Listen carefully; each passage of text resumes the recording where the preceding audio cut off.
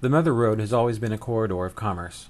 When it was established in 1926, Cyrus Avery predicted that U.S. Highway 66 would carry more traffic than any other highway in the country. He was right, of course, but it wasn't just commerce. It was migrant farmers and soldiers in uniform and post-war vacationers. It became the subject of movies and song and television programs. It became the most famous road in the world. But not every story has been celebrated in the same manner. Like the greater tapestry of American history, there are parts of it that aren't always talked about, because they are not happy or positive stories. The fact that entire guidebooks were created to help guide black travelers to locations where they were welcome says a lot of it. Today, Route 66 is known for welcoming people from around the world, but it has not always been welcoming to its neighbors. In the face of such adversity, there have always been people that stand up and plant their flag anyway, for the next generation.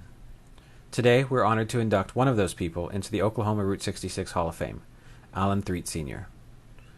Alan was born in Alabama in 1889. He and his wife Alberta were pioneers in the new state of Oklahoma, homesteading a 160-acre farm on the outskirts of Luther.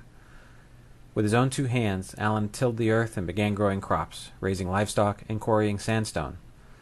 The centerpiece of the Threatt family farm was a filling station, right on Route 66. The filling station was actually built several years before U.S. Highway 66 was officially established, though the path that would become our beloved highway was already a popular thoroughfare. It was constructed out of the very sandstone unearthed on the farm.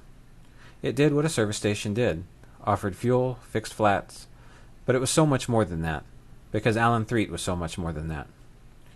It became a safe haven for black travelers in an area dotted with sundown towns. The Threatt station wasn't actually in the Green Book, believe it or not. The station was so well known in the region, it's assumed that Alan decided the advertising wasn't necessary. Black travelers could park there overnight and set up camp. When families fled Tulsa's Greenwood district during the race massacre of 1921, the Threatt farm offered shelter. In the 1930s, the station became an official Red Cross first aid station, the only one in the entire country staffed entirely by black workers. The station and farm overall prospered. A small grocery store was added, providing basic goods and produce grown right there on the farm. A cafe was also added, and the station became a Greyhound bus stop. The farm also housed a Negro League baseball field and a park where a wooden dance floor was brought out on the weekends. People danced under strings of lights and the stars themselves. Alan and Alberta would have 11 children. There was always something needed to be done on the farm.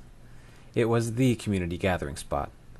Among all of this, Alan was involved in multiple community organizations and built strong relationships across racial boundaries. Alan Threatt Sr. passed away in December of 1950. The local paper proclaimed, "Few men in public life have won the admiration and respect of men and women of all walks of life, both black and white, as did the Honorable Alan Threatt. He was indeed a most worthy citizen." There's not much more I can add to that.